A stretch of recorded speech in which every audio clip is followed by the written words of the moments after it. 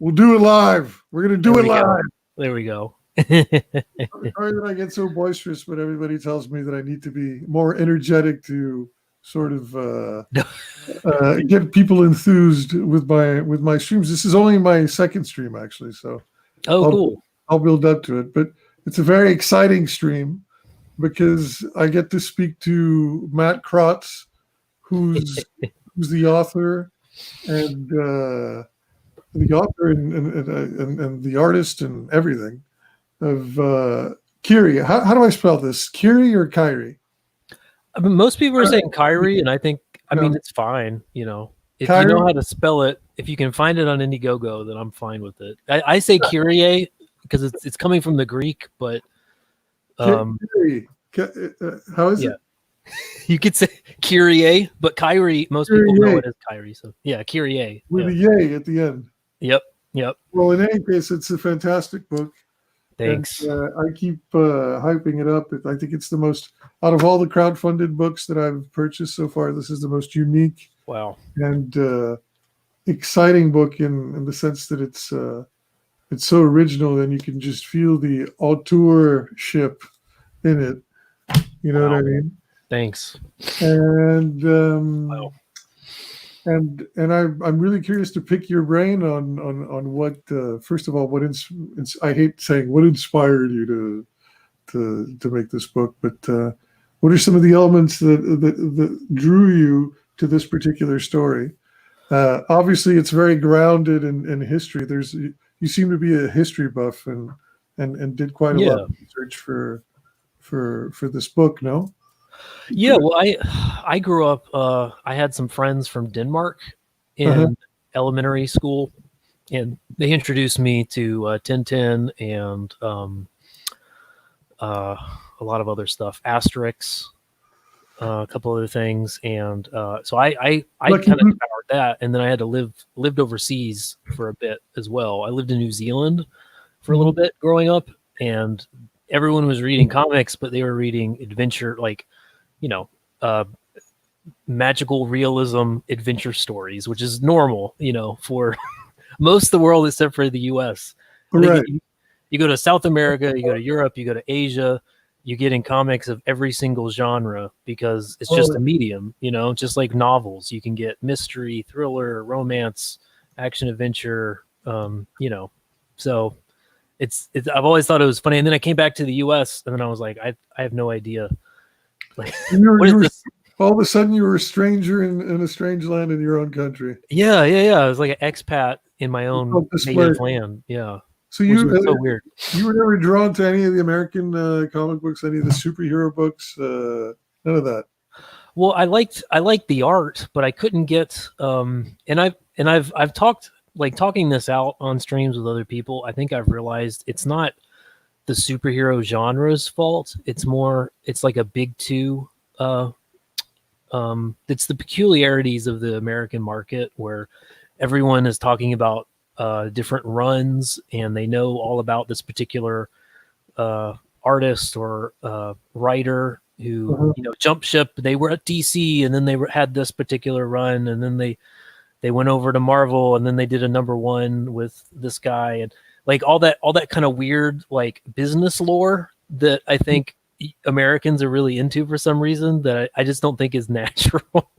Like, it wouldn't normally occur. Like, no one runs around talking about this in other media, like it's just a strange.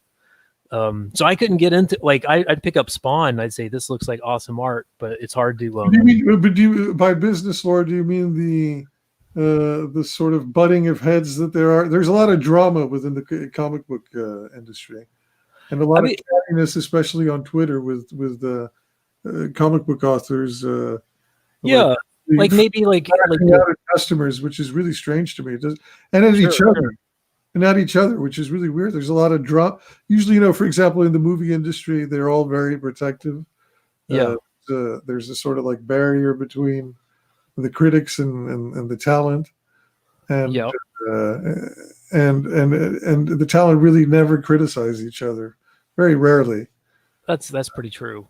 Yeah, and every year you see Eric Larson just dropping bombs everywhere. I'm not sure if you know who he is, since you're more of a European comic. But he's the Savage Dragon guy, right? that's him, yeah. Yeah. I get that Actually, might have broke. but he's ideologically opposed to my own idea. I mean, he's Sure. opposed to my own ideologies and sensibilities. But Yep. I really respect him as not just an artist; he's a good writer as well. Yeah. No. Yeah. I hear good things, and I love. I mean, the philosophy behind Image is, I mean, it wrecked the world because I think the market was kind of broken in America by that point anyway. And so for those guys to go do something which would probably look more normal in other countries, but to do it at such a high status, so visibly in America as American authors, I think was a revolution, and we're always going to have to give props to Larson and Liefeld and the Spawn guy for doing what they did, Yeah, But- but it's evolved. It's in a completely different direction, which I'm assuming is more your speed because it's will become a lot more. It's no longer the superhero schlock fest that that it was. Not that I loved that. I loved it when I was a kid. Sure. And I still love those comics, but then Yeah, there was a nothing period wrong with where it was just like completely stale, and you realized if I'm gonna be consuming superhero comics, might as well go to the big two. They do it better. Oh yeah. And not to say they don't do it well, but just I don't know, like hanging out in the schoolyard and people are trying to tell me about like, oh, this editor, you got to read Spider-Man when this editor was around, or like like that's just weird. That's the business lore I'm talking about. Like people don't talk about Tintin that way. Specific.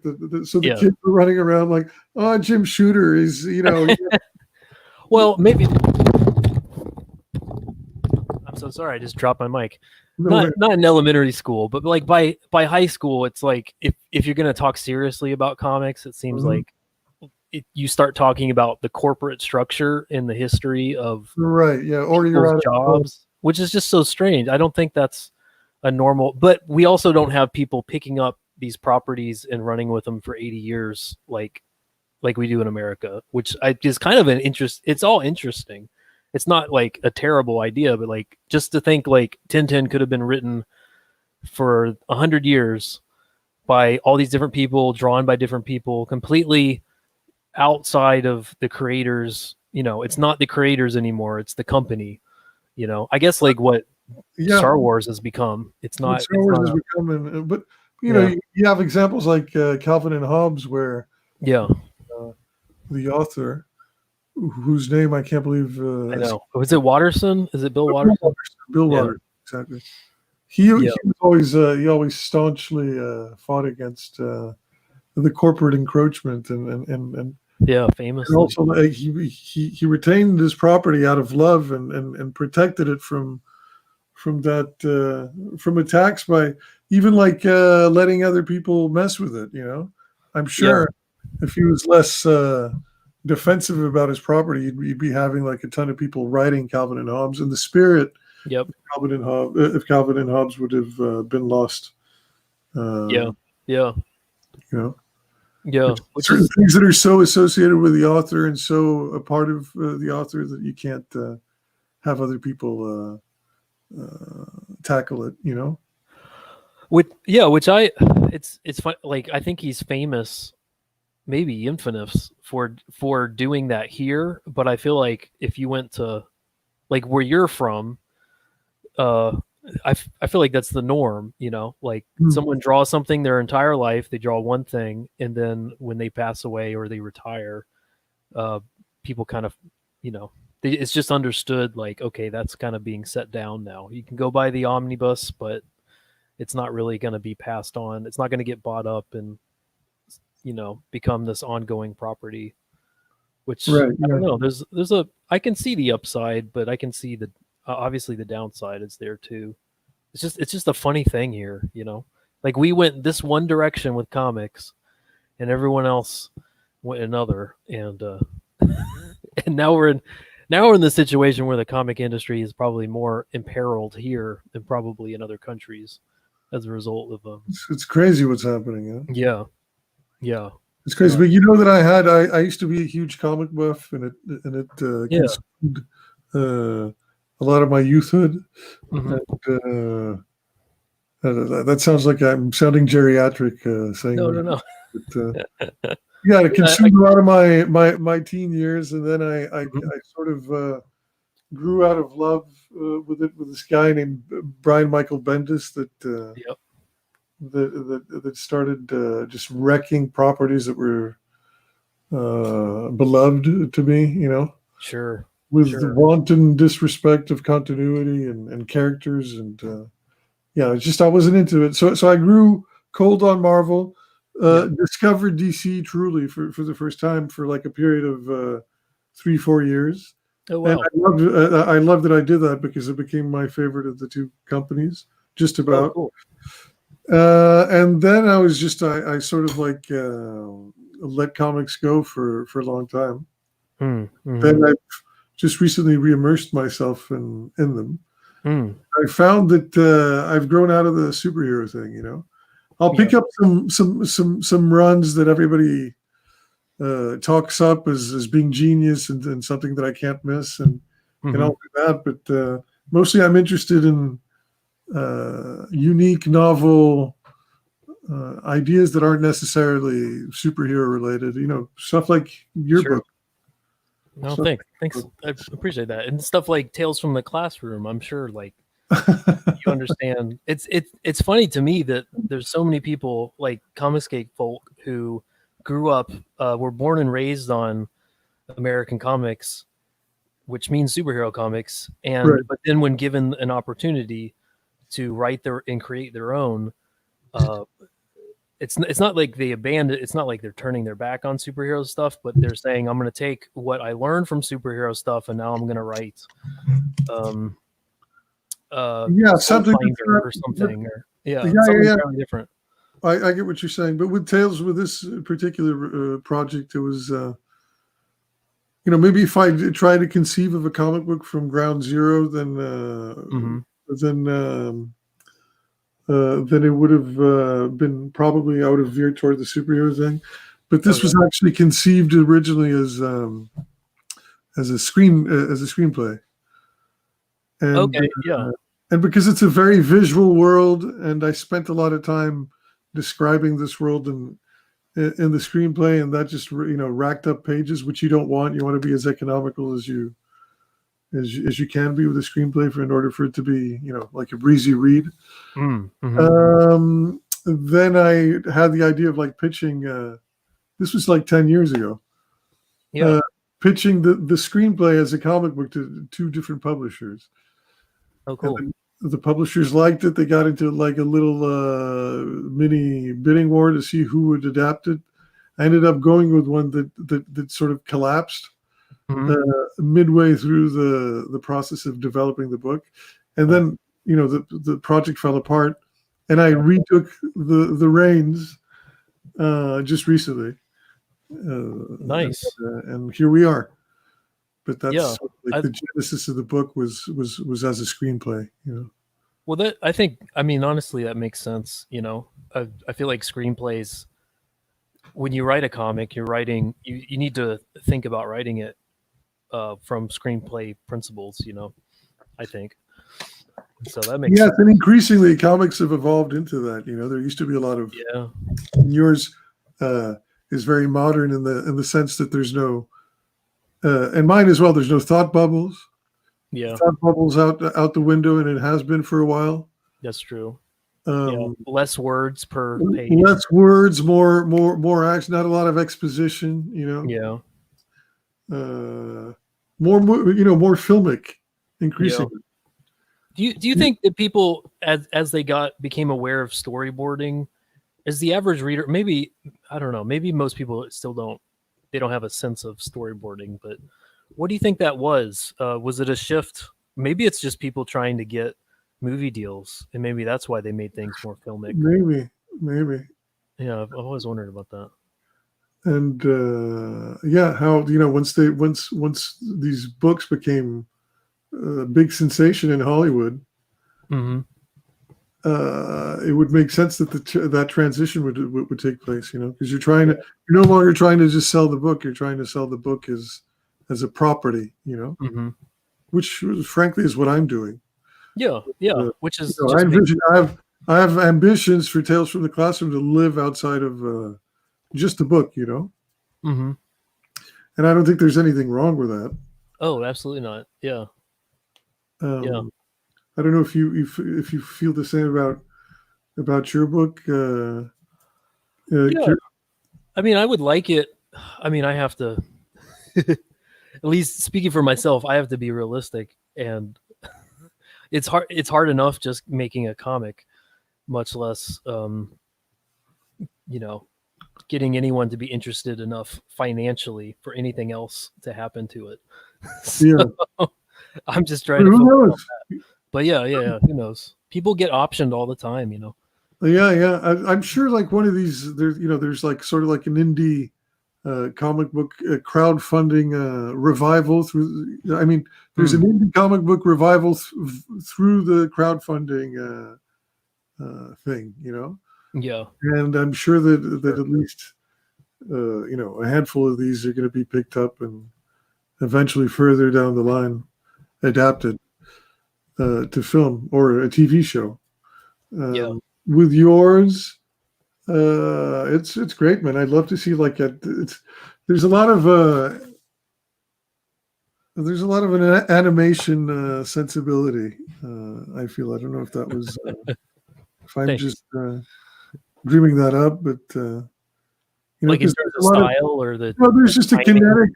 There's a Yeah. kinetic energy, even though there's no, even when the way that you draw, it seems like there's movement and everything, even when there isn't. Thanks. And I don't draw jagged lines ever, and I'm right, realizing this. Like I was drawing with Narwhal yesterday, and all he draws is straight lines, and all I draw is curved lines, and we're trying to figure out like a style that would work well so we yeah, can Narwhal is the king collaborate. of kinetic.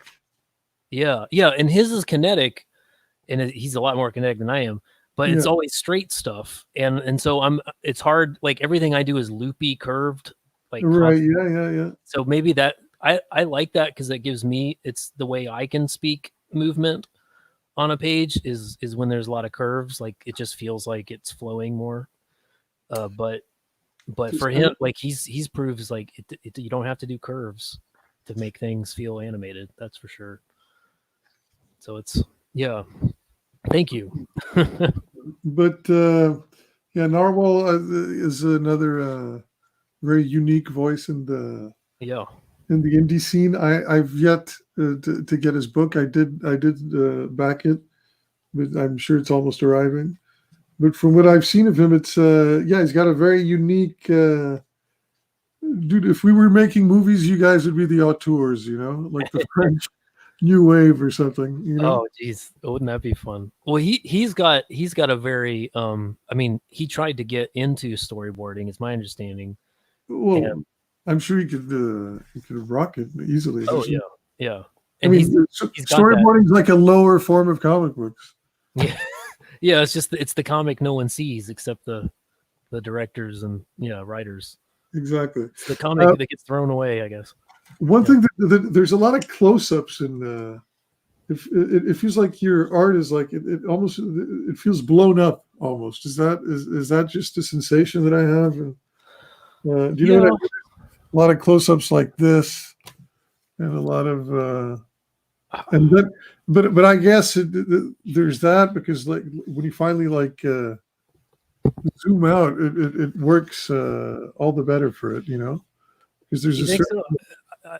Yeah, that's something like I've gotten there's more variety in book 2 in terms of uh like medium shots. There's more medium in book 2. Mhm. And I think it had more to do with me getting more comfortable with the characters, I suppose. I don't know. I was reading a lot of again like it was if it wasn't European stuff, it was like the anthologies from 10 years ago that were really huge where everyone was doing these interesting slice of life type stories, short stories, and they were zooming in a lot and trying to do these character moments. And so Right. maybe I was more influenced then than I am now. But I think I became kind of aware of that in after finishing book one, so that for book two, like especially because I'm more out, I'm not in these interiors.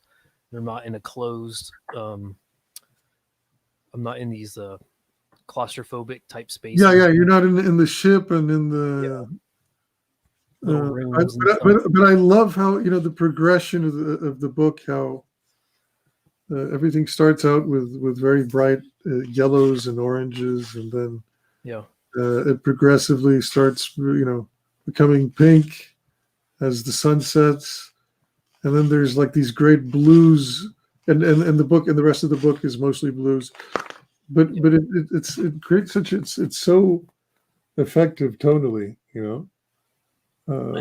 it's got a Thanks. really unique uh,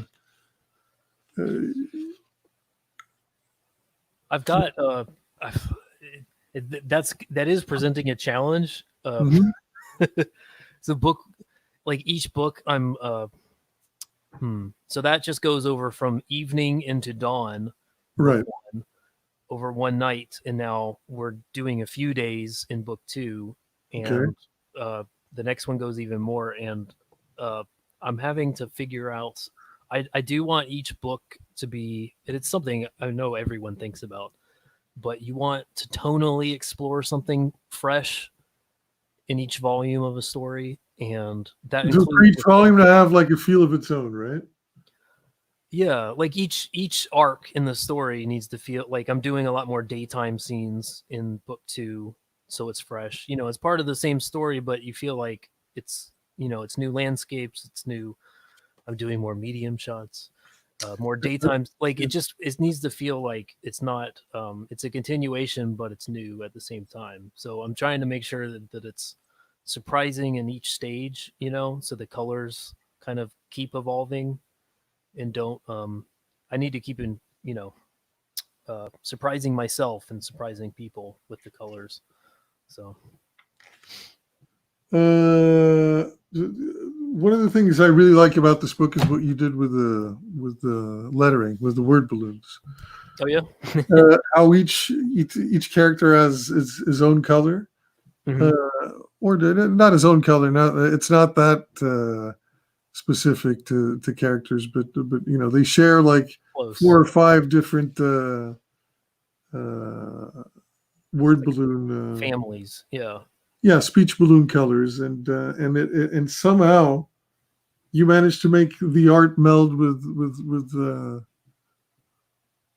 it. You would think it'd be really hard to do so, and I'm sure it was, but you managed to do it. Another sort of thing that you do that you don't typically see in comic books is how instead of having the double dash, what do you call it? The double dash to like when somebody's being interrupted, Oh yeah, somebody yeah, else is speaking over the other person, that you actually see the word balloon overlapping. yeah, You do that like about three times, I think, throughout yeah, this, which I thought was unique and cool.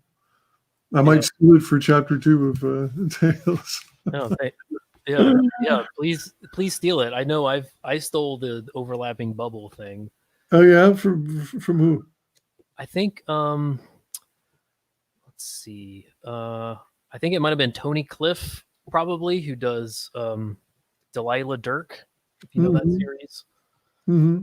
Uh, I think he did that a couple times. He does a lot of weird, interesting things. Like if someone really interrupts, the thing might be kind of, even the text will be slanted as it's kind of crashing into the other one, which I feel like that's going too far. I'm not that confident, but I will overlap bubbles. And I like the color idea. I don't remember who I stole that from, but I like the reasoning is um it's nice. It's nice to know visually, even subconsciously, who's speaking when they're off panel. You know what I mean? Yeah, Yeah. That's an easy way. That's always a huge challenge in comics is how do you maintain a sense of who's speaking when you're not necessarily showing them all the time. And I don't I think that it's nice it's a gift to the reader to know, like, okay, the pink, it might change slightly. They might, and they're going to talk to different people, so you're going to get slightly different colors. But this pink character is always going to be the one speaking the pink bubbles. So Right. Yeah. Yeah. it gives them you can hear the bubble better, I think. It's almost like an accent for that particular character. Sure. Yeah. No, it's great, and I think the reason why it melds with the art effectively. Yeah. Thanks. Yeah. Is Especially composition. I don't know why people don't want to learn speech bubble. Like if they're going to be an artist, like it just seems like a part of the design thing, like, don't you want to be, I know it's its own distinct art, but don't you want to learn that art too? So that the page, do you feel like locked in? Like, for example, this page over here, I'm not sure if people are seeing it well, like all these word balloons, they meld perfectly with the lighting and everything because it's dawn, as you said, right? Mm-hmm. And there's a lot of purples, and this is purple and blue. Do you feel now that whenever you're going to see this character again, Mm-hmm. that you're going to have to put him in an environment that has a lot of that lighting going on, so that the speech balloon sort of fits with the art better, or that doesn't even cross your mind? Let me give you I'm going to talk to fill so there's not dead air. So I'm going to answer you, but I'll bring up my screen. I'll show you some book 2 stuff. Okay. Where Right. it's not just in a purple scene, but Mhm. the blue guy's talking. It's actually been pretty interesting. I feel like if you just so long as you don't go nuts with the color scheme too much, you can just get interesting what am I trying to say? You can get complementary colors instead of colors that merge. Uh-huh. Let's get these two. Yeah. Okay, sorry. Trying to not kill your show. No, it's okay. It's people. Okay. Maybe I can take off my shirt or something. Right. I think so. I got it down there. I think you got to throw it in. I'll show you. Oh, I see it. Yeah. Oh, but I have to do it. Okay. So sorry. Yep. Yeah. Oh, cool. So, sorry. This is from volume 2, right? Yeah. This is volume 2 stuff. So same guy talking, different scene, but I feel like, and it's a color that I'm not finding. Fantastic. You nailed those buildings, man. How much research went into this? Oh man. Well, it doesn't feel like work for me because I just enjoy. You love it. Yeah. Like I don't.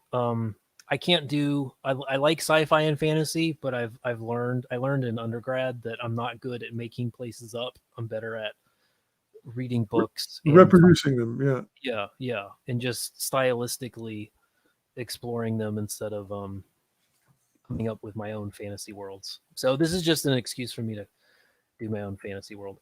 I'll bring one more. Here's and even historical settings, especially like deep history or like really ancient history. Yeah, they're a fantasy world in a sense because we don't really know what these things look like when everything was pristine. I hated in medieval movies when they have these castles and it's like the actual castle that's like a ruin these days. You know what I mean? Yeah. But it would have looked completely different back in the day. Yeah, they just like film on set. Yeah, they film like a castle, and it's like, no, that's not what it would have looked like, Yeah.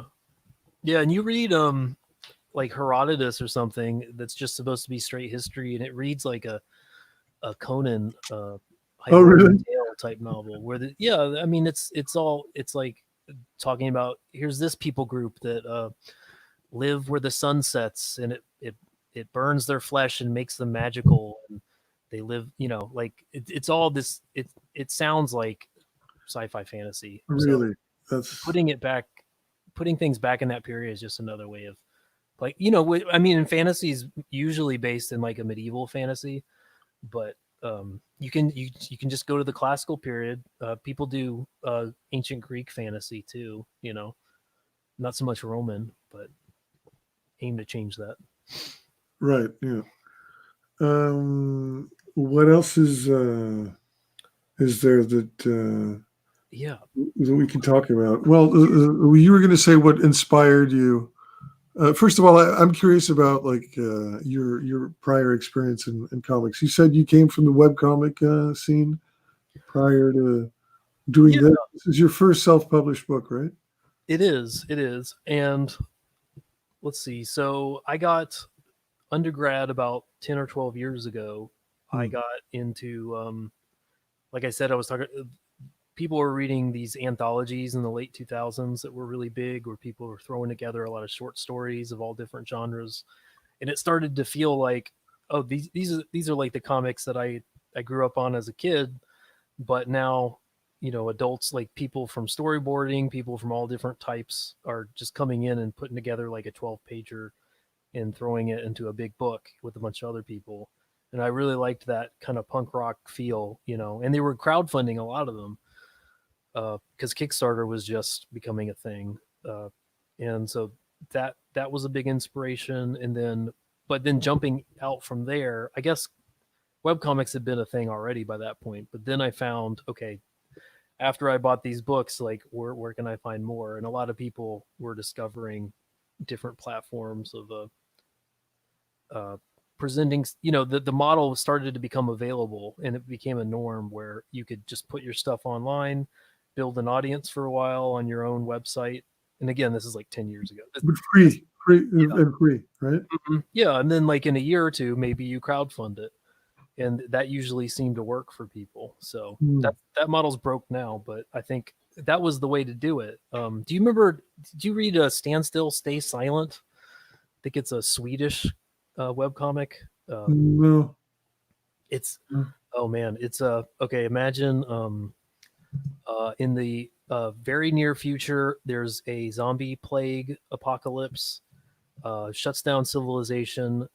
Some people do survive. It's people in Scandinavia for the most part, like particularly in Iceland, in the more isolated parts of Finland and stuff like this. And they so human memory almost vanishes, just like civilizational memory, and they return to kind of like a mythic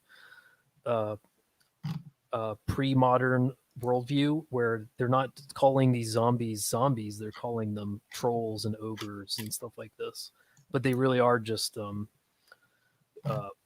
infected humans and house cats and stuff like this, and they're going back into the cities to find books which are like more precious than gold. And so she puts this stuff out. I mean, she's one of the only people who still does this for some reason, but she'll just put out her webcomic. I'm looking at it now. The artwork's fantastic. Yeah, I figured you dig it. It's yeah, no, the artwork's great. I'm not so keen on the lettering, but I mean that's not. Oh yeah. So these people just put this out there just out of love for creating comics, right? Yeah, and I don't think she's big on live streaming, but she's got like a dedicated, like she has the forum. Again, like I think this stuff's a little outdated unless you've already built in for like many years people who are used to this. But you do need the community aspect where people are hanging around, talking about your stuff and interacting with you. And she does have that. But yeah, I think the most efficient way is obviously live streams and YouTube and Twitter. And at what rate do these people churn out a page? I think she puts it's. I think she does. She says she does a page a day, 4 days a week. I think it is, which is insane. I mean, it's her full-time job. It's crazy. Yeah, there's only a few people at the top. She's one of them. You kind of have to live for your comic. I don't think she's married and has kids and stuff like that. Right. Yeah. Well, the artwork's it just keeps getting better and better. I'm looking at it now. Yeah, you compare the early stuff to later. Yeah, and it shifts completely. Um, well, yeah, you know, I was actually shocked that your book didn't do as you know much better than it did financially. Yeah, Uh, it's fine. why do you think that is? Is it? I'm still struggling to find out like why mine is sort of like lurching its way toward not even I wouldn't say viability, but because I'm losing money with the book, but that's something I was prepared to do from the beginning. You know, Yeah, yeah, to provide a solid product that goes above and beyond expectations, yeah, and hopefully create a solid following from there, and then yeah. have it become a viable venture. You know, like something I can actually make money off of. Mm-hmm. But between the printing and the Indiegogo fees and Oh yeah, taxes yeah, and then fulfillment, which I can't do myself, and then actually paying the artists and everything. I mean, I think the book has to do with my next book has to do like 30K or something for it to be mm-hmm. not a total waste of my time. You know what I Yeah. mean? Oh yeah, yeah. I think. Well, I was gonna say you and I. It's is one of the reasons I was excited to hang out with you because you and I are in a similar in a similar boat where I think we can talk about success with our books, but we can't talk like we can't talk about like what is it, five figures success. Right? Yeah, yeah, I mean, like some of the people we know. yeah. And so, but the thing is, like, I don't want to call any names and be like petty about it, but there's a lot of campaigns that have done gangbusters Yeah, and are materially not that good. You know, just in terms of the quality of the art and the quality of you know, there's basic. I don't like. I know. I'm sure you're thinking of like two or three yeah. at the moment. Well, So do you think? I'd like to know what Yeah, the secret is. Is it just like right time, right place sort of deal, or what do you think it is?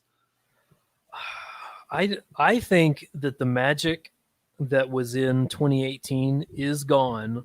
It doesn't mean that there isn't magic for us in 2020, but merely being able to show up at the right time and be an interesting, charismatic, trustworthy type dude or dudette is gone. I mean, we hear there's already as many campaigns on Indiegogo now in 2020 as there were in all of 2019. So the competition has gone up. Hmm. Um, and I don't know, like I guess there's a philosophical, and I still go back and forth on this because I can I can understand people's reasons for going either direction, but if it's hard to develop, I can see why if I were a YouTuber and that was my primary kind of daily investment, I could develop a very genuine, authentic rapport with a lot of people pretty quickly if I were talking about the day's events and news and things that people were interested in hearing people talk Sure. Yeah. about. Yeah. You Create know, a channel where you're like talking about like the latest Star Wars trailer and yeah, whatever. and that develops a lot of trust. People can trust you as like, oh, I like this person, and now Mm, I'm gonna buy their book because that's kind of like merchandise that supports buying that supports what they do really on a daily basis for me, which is provide interesting kind of thoughtful commentary on the culture, which I can see like that's a very human thing to do, right? Like sometimes you buy things from your friends just because they're your friends because you really care about them and you trust them as people to get you a product because you first just cared about them having conversations with you for a couple of years or something, sure. and I think that's the gangbusters difference is how in I don't know if there's a way to do both. I feel like every campaigner is different, every YouTuber is different, and some people are more of a blend. But just throwing up. I mean, I got buddies. There's a guy in Europe I'm talking to right now. I'm going to try and help get him on Indiegogo, and I'm trying to encourage him to not just think that his art is better than mine, but I know that story and art aren't that's not it anymore. Maybe 10 years ago, people would, they go on Kickstarter, you'd watch the promo video, someone say, "Hi, my name is John Smith, and I wrote this book," and that was the only time you ever heard of them. And you'd say, "Wow, okay, And I now guess you're selling your personality more so than your book, almost, right? Yeah, which I don't think is a bad thing, so long as you're not, I mean, no one likes a grifter, so I'm assuming you're not going to grift your book, but like, people want to know that they can trust you even more than they can. If they can choose between you or the comic, they're going to choose getting to know you, the person, I think. And so you got to give them every available opportunity to get to know you. And the more they get to know you, they'll buy the comic. But it's it's almost antithetical to the core of comic book creators. Yeah. You always associate with these very like sort of dweebish, antisocial, not very gifted with selling themselves, really. Yeah. We've seen some phenomenal. Remember, there was the Garbage Man comic. That's right. Yeah, that failed. But yeah, just, do you remember that? well, I mean, it did well. It did well. Yeah. It did spectacularly for people like you and I. Oh, I would have loved that. The 20-something grand. Get out of here. But yeah, he has 30. So what are you gonna do? But you have to get there, man. You have to get there. Yeah. You have to get there with promotion and getting getting in the right getting the spotlight, man. There's plenty of places that can sort of completely change the course of your campaign if they give you voice. I'm thinking of Ethan's channel for sure. But there's a process in order for you to get there. Yeah. I've liked you. I mean, we kind of came up. It's kind of fun. I feel like you and I sort of came up on the scene around the same time, like last summer or thereabouts, maybe. Yeah. But you were going on more streams than I was, and it was cool to like. I know more about you than you know me, just from like seeing you on. Oh gosh, I'm trying to think. You've been on a lot of streams, and it's been cool. I've been in a few. Yeah, I've been in a few. Yeah. I had to shill tremendously to get to the 3 or so K dollars that I managed to raise with Tails, but you know what? Like, your personality, getting to know you, sold me on the comic. Really? Okay. Yep. I'm glad. Just you having conversations with Sweetcast or the guy, the Dark Santana guy. I almost forgot the amount that I've done You've done a lot. Getting to know you on those streams tells me that I'm gonna like your comic because I first like you. So that's I don't know. It's a little younger than your age, but yeah, hopefully you will. Hopefully it's one of those things that that everybody, all ages, can find enjoyment in reading. It's actually a little. There's some edgy bits in it, particularly with there's some vaguely sexual allusions in some of the dialogue. You're talking about Tales of the Classroom, right? Yeah. Sure. I mean, it's high school. Yeah. With yours, no. With yours, it's actually pretty. It's pretty safe, I would say. Oh, yeah. You're talking about mine. Oh, yeah. No, now I've shifted to yours. With yours, I would say it's actually quite safe. I would feel comfortable. There's some light violence, but nothing nothing that's graphic. Yeah. It's violent in the way that what was that Zelda game that was really cool for the GameCube? Yeah. You remember? Like, is that Wind Waker violence? Wind Waker violence, I'd say. No, that's an honor. Yeah, I don't know why, but I think that's when I don't know. That's the age when the light turned on for me with those kind of comics for that age range, and so maybe I don't know. I started writing this when I got a niece and nephew, thinking about putting something in their hands, and now they're reading this. They're like 7 and And they're loving it probably. yeah, 7 and 6, and they're like, I think they dig it. Yeah.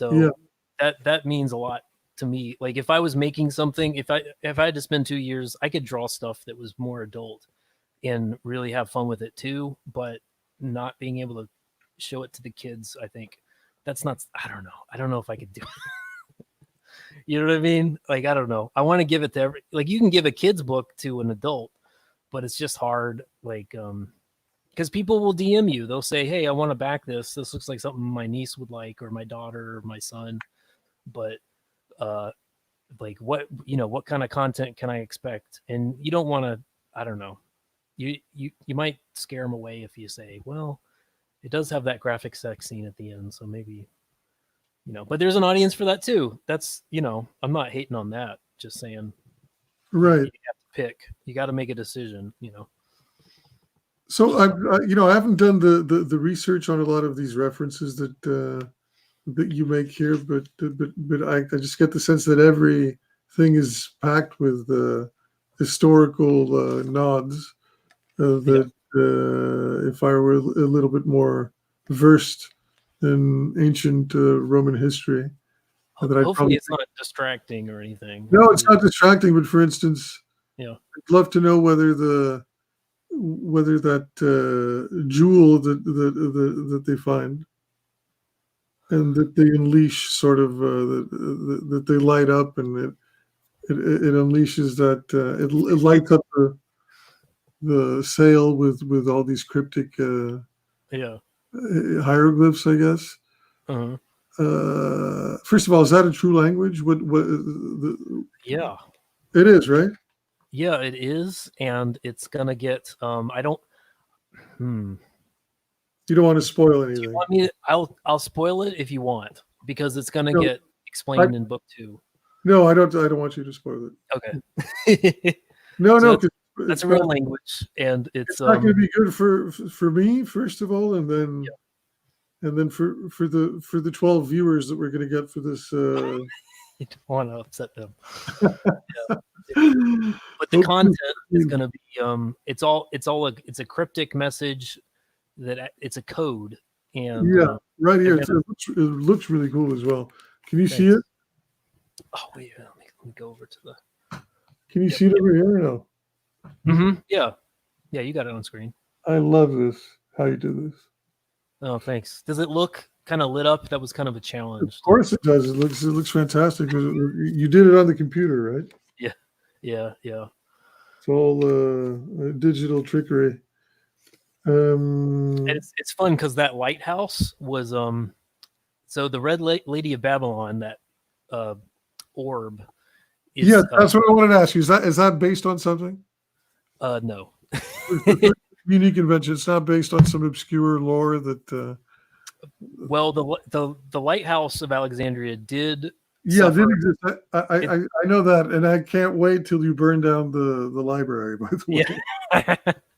Yeah. It's fun to I think it's interesting. Just instead of making up a fantasy world, finding one in the pages of history. It's also fun to just kind of figure out a timeline of what we do know of a particular year in a particular place, and the gaps between, and then writing a fictional story between it, which is what I've done with Kyrie, so that everything that does happen in Kyrie could have actually happened. This could have been the real story behind why the Pharos lighthouse has had damage from the 3rd century on, and why it wasn't just an earthquake or something, and why all the other spoiler stuff are going to happen. This could have been what these people were doing the whole time. So I think that's kind of a fun kind of game to play, which a lot of European comics do, Yeah, they love doing that. But Can I ask you a question about Portugal? Yeah, go ahead. My wife and I, we were supposed to be in Portugal a week ago. Really? But then this happened, right? Yeah. It's a shame. We were going to go to Lisbon, and we were just going to Wow. wander around and eat food and listen to fado and watch sunsets, and it was going to be magical. But All right. we had Yeah, to cancel. It seems like a really well, amazing country. if you come, and if that's still going to happen, if it's on the agenda, just hit me Yeah. up. I'll give you Okay. I'll give you all the sweet hookups. Oh my gosh. If Yeah. there's still a country around after this COVID thing. I'm joking. It's a little grim, but I'm sure we're all going to be fine in a couple of weeks. Yeah, I like to think everyone's still got their bank accounts, and I think they're going to start spending again and doing things again as soon as they feel like they have permission to. So hopefully, I think everyone's economies turn on. it's just unsustainable to keep Yeah. going like this. You know what I mean? So Yeah. it's all very well and good to be self-quarantined and to have like a civic obligation Yeah. and duty to not want to spread this disease and try to contain it as much as possible. Sure. Yeah. But it's just unsustainable to do it for prolonged periods of time. This is already pretty taxing for Yeah. people psychologically and economically. Financially, it's a disaster. Yeah. So I think there's the Israeli model that's being discussed is something that maybe should be adopted, which is you keep the more vulnerable people above a certain age group quarantined, and you let everybody else run the economy. Yeah. Okay. I haven't heard that. I heard the Korean model sounds pretty good too, where just you're testing people's temperatures a lot, and and if you're really disinfecting everything that moves. Yeah, doing that, and if people need to be quarantined because they present symptoms, you really encourage that more strictly. But if people do not have symptoms, you don't keep them home anyway, which is what we're doing. I don't know about you guys. You're probably in a similar boat. We just shut the whole country down. Yeah, we totally shut down. Totally shut down, and but the sense that I get, there's a lot of numbers that are completely off base. Like they say that the infected people is X amount over here, and I know for a fact that can't be true because just myself alone, I know of people that know people, and everybody's infected basically. Yeah, a ton of people are infected. The thing is, 90% of them show very light symptoms.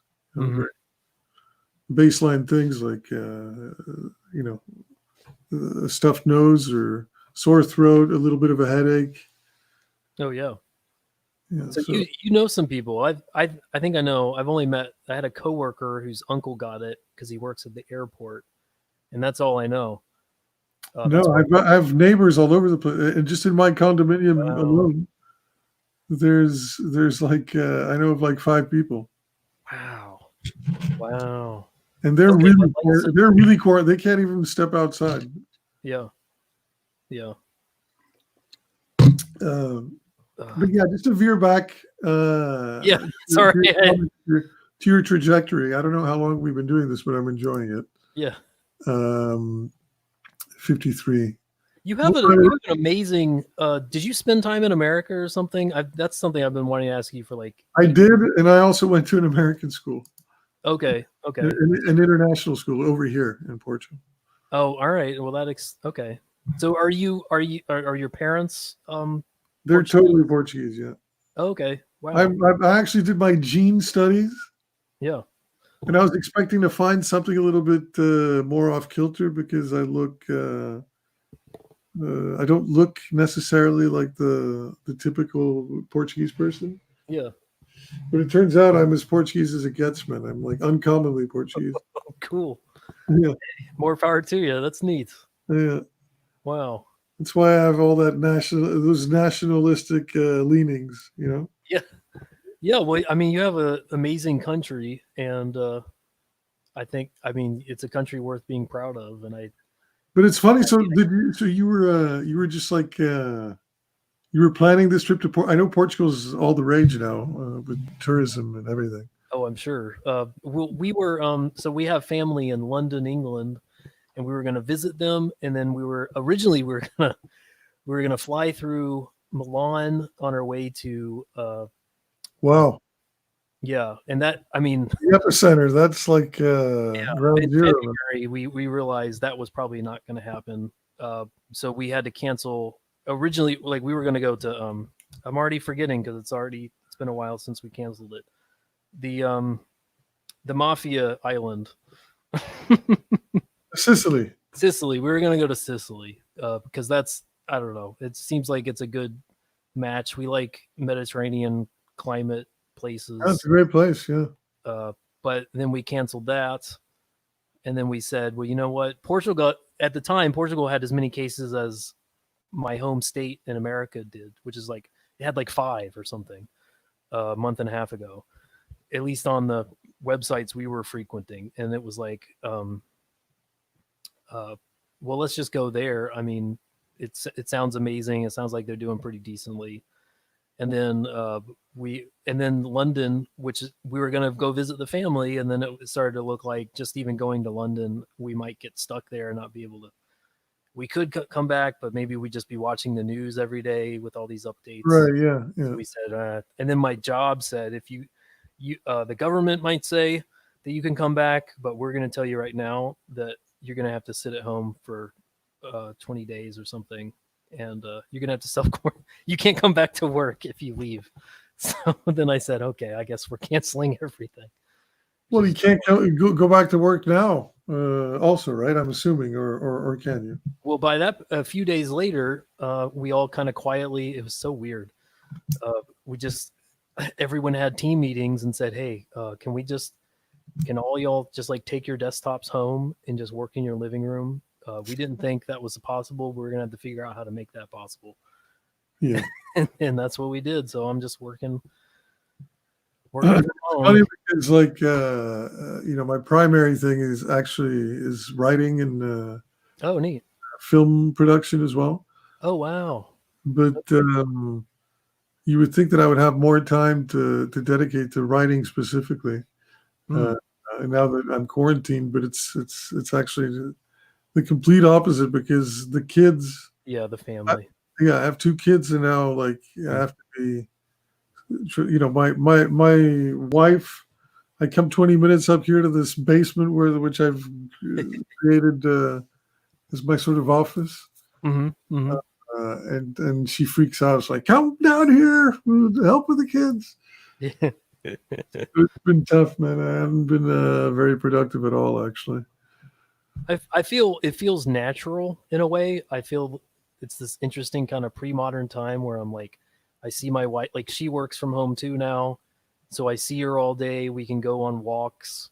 We don't have kids yet, but I can, I don't know. I feel like I'm part of the soil of my apartment now. Like, whether I'm working or just hanging out, like I feel, there's a natural sense to that domesticity that I think I was missing from just putting on a shirt and working for the man for. Right. Yeah. I mean, in the beginning, it was a tough transitional period, but I think now people are just sort of like, oh, okay, Yeah. Yeah. so that's it. I mean, there's worse, right? Yeah. Yeah. Probably a lot of people are going to stay this way. I imagine it's going to be an interesting economy when we do get started again. Probably a lot of people are going to say, "Hey, I bet I could work from home and be more productive." So we'll see. So, tell me one thing, because I'm really curious about this. Yep.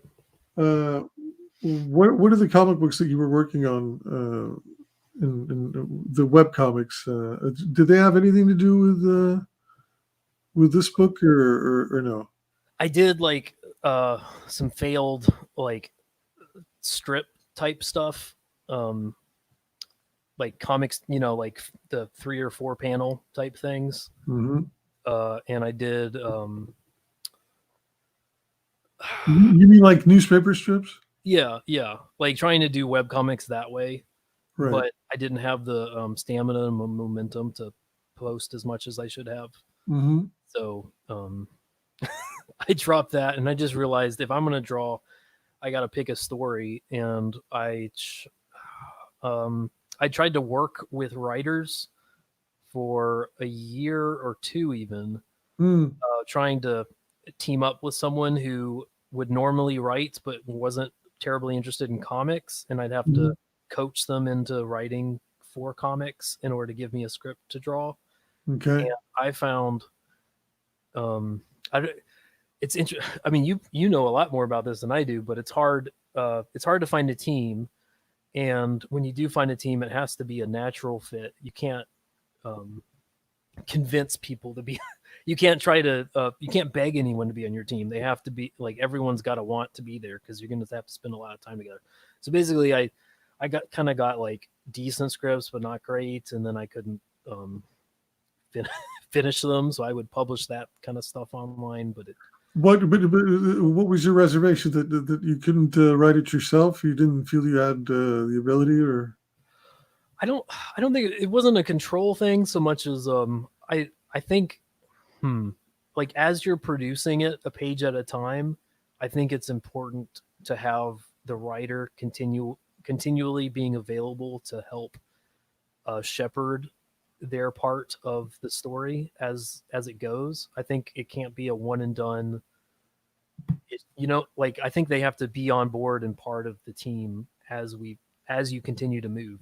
As you get feedback, because you're getting feedback every week. Unlike crowdfunded stuff, so you have to. Someone has to be into webcomics and writing for that in order to do that. So I just found it's easier just to read stuff on screenwriting and try and make a go of it myself, where I could be the writer / artist. Yeah, I mean, it's fantastic. Who would have thought that this is your first go at it? No. It's first really real go. Yeah. Yeah, I mean, it's really solid. Even with the script, it's not just the art that's good, that's unique and compelling. Wow. I think you understand pacing very well, and that means a lot coming from someone with experience like you do. So thank you. I mean, let's calm down. This is my first comic book. It's with your day job and all that, Yeah, but what else was I going to say? Did you want to ask about printing? Yeah, I did. Thank you, man. Thank you for. Yeah. I'm on this thing called the keto diet. Oh yeah. And I think I have a bad case of the keto flu, either that or COVID. Hopefully not. Yeah. Could be both. Yeah, maybe a little bit of both, but a keto flu where like everything's like sort of like blurry. You can't structure a thought coherently often. But yeah, I wanted to ask you about the printing because it's really good. And I love what you did with the cover with the raised lettering. This is what you'd call a UV spot gloss, or no? Yeah. Yep. And that was the most expensive thing I did to that book. I wish I wish I could reconsider it, but now I'm once you do one book, you got to do all of them that way. So that's like $600 right there. And when you're in the $3,000 to $4,000 to $5,000 range, every little bit counts, right? Yeah. Yeah. You fulfilled yourself, and you did the book's design yourself, right? Yep. You did everything. That's crazy. This is printed digitally, right? The paper. You can sort of see it. The only thing is the map. I hired a guy who he's really good at. He just spends his free time doing like Tolkien-esque kind of maps, and he does that pencil and ink. And I asked them to scan something in for me to draw that and then scan it. But nothing's ever scanned even. So it's just efficient, I don't have to keep stuff in a closet. I don't imagine I'd be selling original art. So it's just more efficient this way. Are the people there's a number of pinups by people other than yourself? These are all fan. This is all fan art. Yeah. That's great. it's nice. I think that's kind of a nice touch. Like I always appreciate that when I pick up a book and I see I don't know, it kind of invites people, I think, to think like this is your story too, you know what I mean? Uh so And what's this at the very last in the very last page? Are these like multiple covers or? yeah, before I got to think about how if and how I'm going to even do that for book 2, but so originally so this hmm before this was printed, before this was crowdfunded, this was on Comixology as issues, like 20-page issues that you could buy, and those were the covers. And Yeah. so there were 7 issues that went into that book, and so I thought it'd be neat to just kind of show the seven issues at the back. So Yeah, it is cool. yeah. What is this? Alyssa, can you tell me a little bit? That's probably actually a conversation we can have one of these days outside of a stream. We're a little technical, I think, for people's attention spans, and we just went past the hour. Yeah, that's fine. Yeah, hit me up anytime. On stream or off. If you have any questions. It's confusing. Like I was surprised. We talked about U.S. printing and hiring a U.S. printer sometimes mean it's actually getting printed in China anyway. Right. Yeah. Like there's weird stuff like that, and but I can share what little I've learned from this first campaign, and help in any way I can. Yeah. I mean, I just ordered 3 days ago the Oh, nice. proof copies of. Is that what you call them? Proof copies or test prints? I think it's the proof. book Yeah, with Mixon. that's exciting. That's like a $500 book, right, or more. What do you mean? When they print when they stop the presses to print you one copy and send it to you.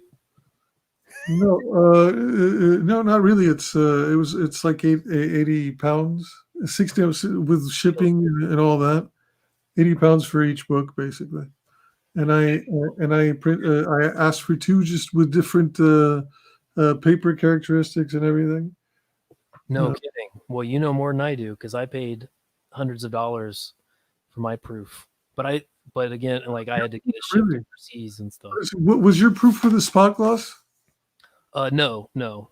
I think they did a separate page that was 100% gloss, and they stuffed it in the envelope with the book that was unglossed, and they told me to use my imagination, which was fine.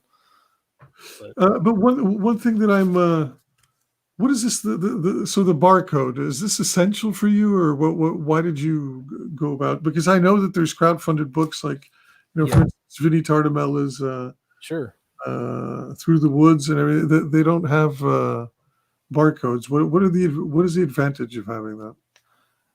You know what? It's probably antiquated at this point, but I was just thinking I got a buddy who's got a bookstore, and I knew he'd buy a couple copies and would want to sell them.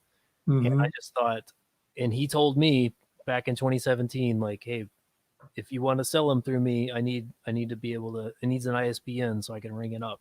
Okay. And that kind of stuck with me. It was like a little something for the bookstores, and I've sold I sold several bulk orders in the first campaign, and I've sold a couple this time around. And it's outside of the campaign or through the campaign? Inside the campaign. I don't see other people doing this, but I'll do like a 3-book deal or a 5-book deal where it's like more of a whole cost. If you demonstrate you're a printer, you can just buy in bulk, and I sell them for it's like a half off deal basically, and then they can sell it at retail and make $10 per book. But yeah, I don't know. Maybe everyone has different expectations of what what their dream book looks like, and for me, an ISBN means a lot because I feel like it really can sit in a bookstore now at this point. But I know that's not everyone's dream.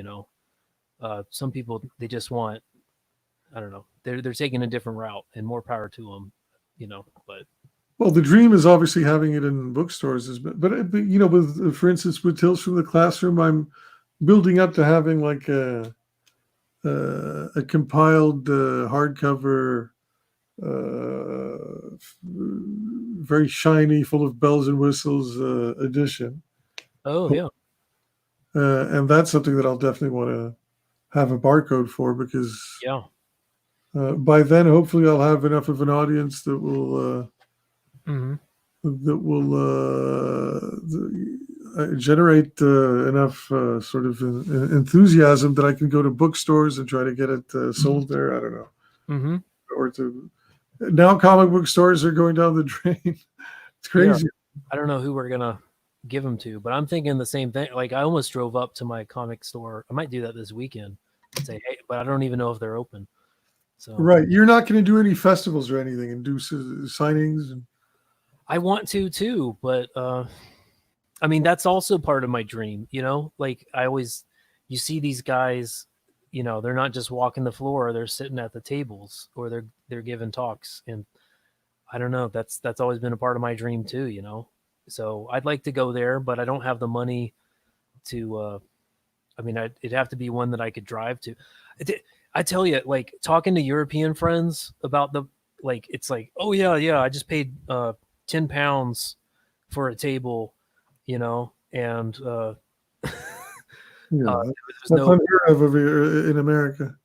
Oh no, it's horrible. It's it's horrific. It's hundreds of. It's like you'll never like you have to be insanely good. You have to be like Elliot Fernandez just to break even, Right. and so So I don't know. I'm talking to friends in my particular state in America. There's many I can go to, and I think they're more competitively priced. It's not like going to California or New York where you kind of have to be, You have to break the bank to get a booth. yeah, yeah, much less even attend to just to get a ticket. It can be hundreds of dollars to some of those. Just horrible. Have But you ever been to Comic Con or no? no, I wish. It's a crazy experience, man. I've Oh yeah, yeah. Wow, well worth it, I think. it's that's got to But be. it's very little about comics anymore. Yeah, You know, like that's sort of been lost. I remember going there and yeah, see these legends of the comic book industry just sitting in a booth alone, waiting for somebody to approach them. yeah. Nobody cared. Like Neil Adams. You remember Neil Adams? Oh gosh, yeah. And I'm like, is that Neil Adams? And nobody was paying attention. They're Yeah, all busy going to like watch Downey Jr. do his thing, you know? yeah. Well, I guess that's what we're talking about with this whole like YouTube and all this other, you know, like you kind of have to make, I hate to say like you got to have to make yourself a celebrity, but I guess you just have to be an interesting person, and that makes your book interesting, Mm. you know? And you and I might not buy that way, but maybe, I don't know. I don't know. It's a strange thing, like because sometimes I don't know if it's like this over there at all, but sometimes I go to conventions and uh I mean the artist alley is basically empty and I can just talk to anyone I want all day, but Mhm. that's because the people, they're not even at the talks per se so much as they're going down through the merch aisles of they're looking up for like old GI Joes and Transformer stuff, and they're trading like vintage toys and that Right. whole like the nerd culture thing. There's a lot of money in that, and people will go to that over talking to a, you know, someone who's working on a recent X-Men. I met the girl that did Squirrel Girl before she became kind of more infamous.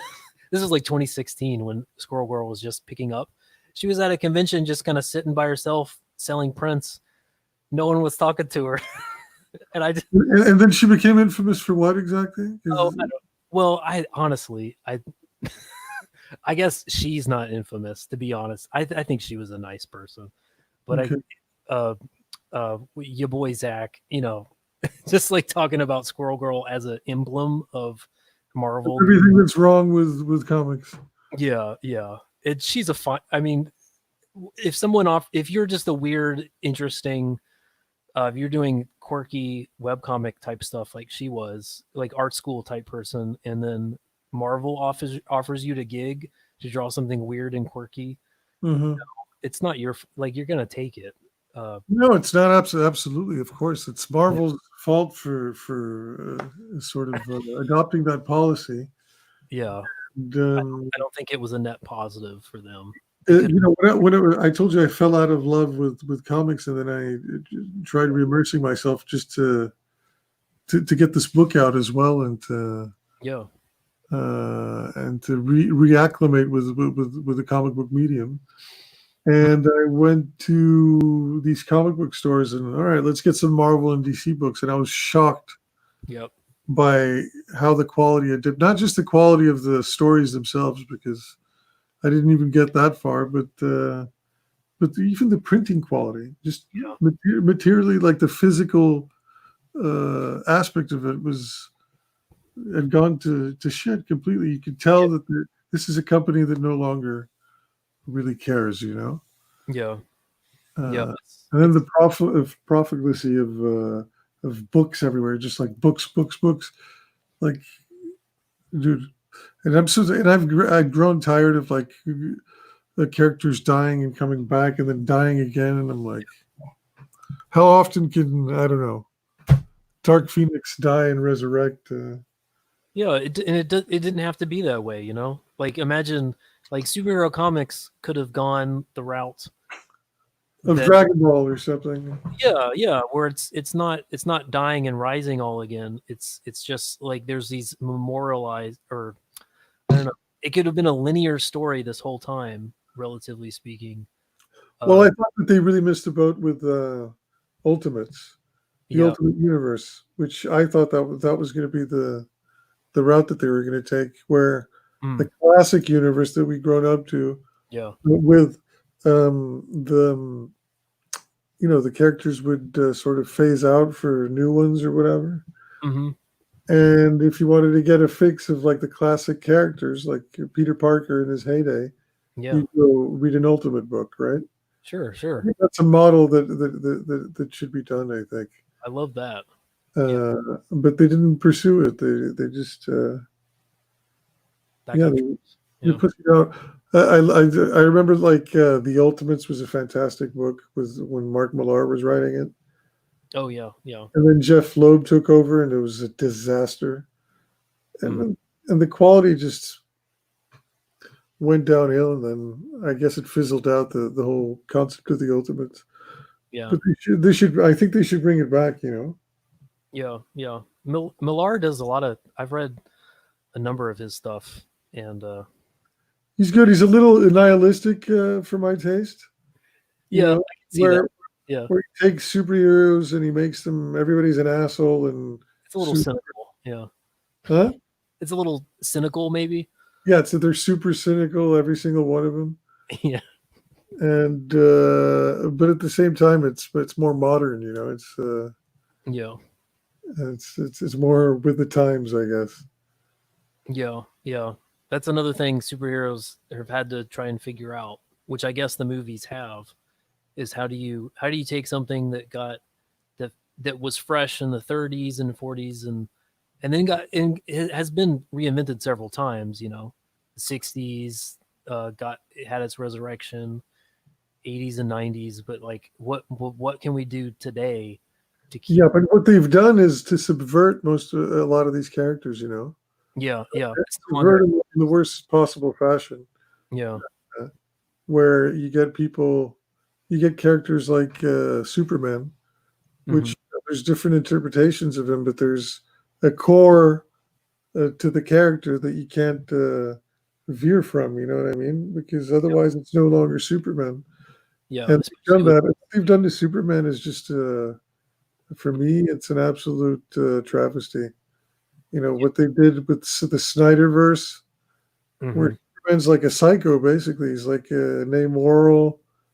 Uh, uh, he's an immoral psychopath that's just like the only human being he cares about in the universe as well. There's Martha, right? His mother, yeah, and then Lois Lane, and everybody else is disposable piss ants. yeah, that's never been Superman. It's never been Superman. Superman is the ideal of the superhero. He's an aspirational figure. Yeah, yeah, That's what it should be. It's one of the things I admire about DC as a legacy brand, at least, is that they made people talk about them being like American gods in a way, where it's like they're these iconic ideals of Hmm. things that we want in humanity. And Marvel's always been an insane like Marvel. If DC and Marvel existed in the same universe, Marvel wouldn't exist because DC superheroes would have saved all the tragedies that made Marvel superheroes happen. Because Right, Marvel's more grounded and more yeah, right, and yeah, and, all these like weird freak accidents and strange happens. Yeah, which is great and fine, but it's harder to break that, I think. But there's a few things you just can't, you should never break with DC characters, and it's very sad when they are when they do get broken. Hopefully, just temporarily. no, but think about like what is the absolute worst thing you could do to a character like Superman is to make him amoral. Now you've destroyed the character forever. You know, Yeah, and what's the worst thing you can do about Batman, who's the most purpose-driven character? You know what I mean? He's all about like the task. He's single. almost like he's psychotic in that sense that all he can think about is self-betterment to eliminate the criminal element in Gotham. Mhm. But and what do? You hire this guy that just makes him an erotic that's constantly self-doubting and that's Yeah, and that's being whipped around by Catwoman, and he's like, I don't know. I've never read these comics, but everything that I've seen like little blurbs and little panel previews, and it's like it's some of the most terrible writing and characterization of this beloved icon. That you can imagine. And Dan Didio, I'm glad he's out, man. I'm glad that all these people. I wish the industry would burn down, actually, man, and reinvent itself. Come back from the ashes, but with yeah, sense. They did it to themselves. yeah. They remi- Dan Didio reminds me of that headmaster and that Evergreen College thing that took place. You remember Ever. Oh, Evergreen, where this guy named Brett Kavanaugh, not Brett Kavanaugh. That's the guy. Sorry, that's the Supreme Court justice. is this? Wait, are we talking about? Is this the mass shooting principal? No, Evergreen College. Let me see. Brett, what's his name? Brett Weinstein. Sorry. Oh, that guy. Yeah, yeah, yeah. Mm-hmm. Who had the gall to say that so they wanted to make like some kind of event, a celebration of diversity or whatever. Yeah. White people weren't invited. Thank you very much. And Brett Weinstein said, "Hold on a minute, but that's actually racist. That's not something that's where we should be against that." And then That was in like 2015 or something. "You're racist, motherfucker!" And they took over like the entire university. Yeah. Uh, and you could see this headmaster just being completely humiliated, and he tried to open his mouth. Can I speak? No, you've spoken enough, you tard. And these students just completely making a fool out of him, and like, dude, it was one of the most humiliating things I've ever seen. I'm, And that's Dan Didio, basically. yeah. So it's almost like, so Dan Didio is the headmaster where He's the headmaster, and he let he let the conditions get to the thrive and get to the point where like it was bound to bubble yeah. over. Yeah. Like he had the talent, like we loved him growing up, like he was doing good things, and then he got to the point where yeah. I Well, guess he hired the wrong people, and he let himself be. You let his company get overrun by yeah. an ideology, basically. Yeah. That's very sad. I hope they, I don't know, maybe they will. There's still a lot of talent out there. There is even in the so-called, a lot of these people that even in the so-called SJW contingent, you can find a lot of talent. Yeah.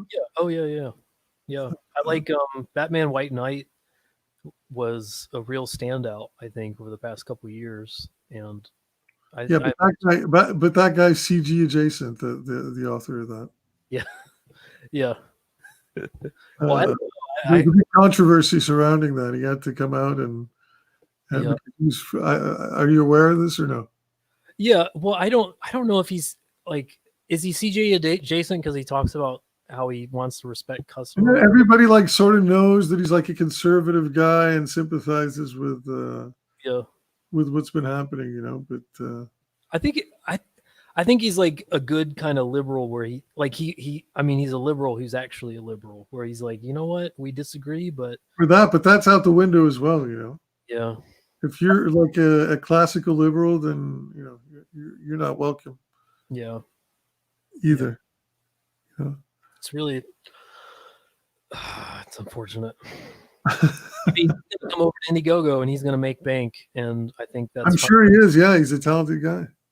Yeah, he's a very talented guy. I liked his that book you mentioned. That's one of the few books superhero books that I read. Wasn't that crazy? That was I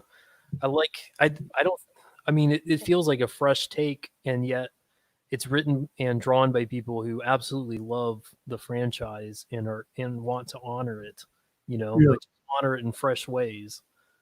So that takes a certain type of person. Yeah.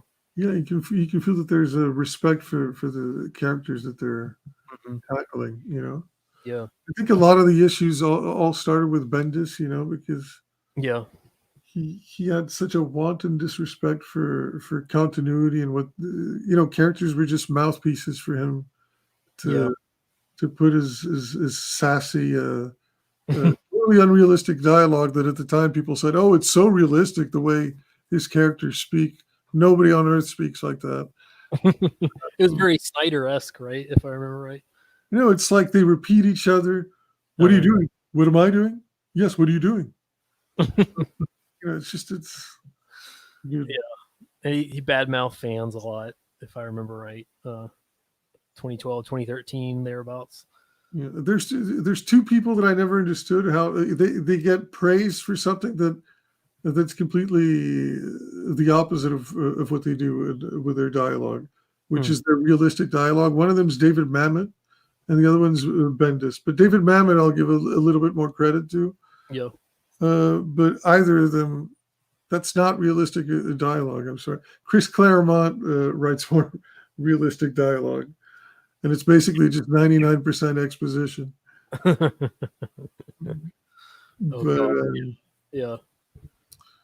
But yeah, dude, listen, it's a little late over here. This was great. Yeah. We ran well over an hour. I'd like to continue picking your brain on several things, and because I think you're an amazingly talented person, and you have a bright future ahead of you in comics if you persist. And we just have to find you the right platforms and try to get publicize this book as much as possible.